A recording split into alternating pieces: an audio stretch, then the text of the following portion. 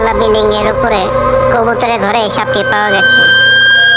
যারা ছাদ বাগান করেন তারা একটু সাবধানে থাকবেন, কারণ গাছের চিপা চাপায় কোনো সাপ থাকতে পারে, একটু সাবধানে থাকবেন। তো আমি আল্লাহর রহমতে এটা চোখে পড়ছে বিধে আমি মারতে পারছি।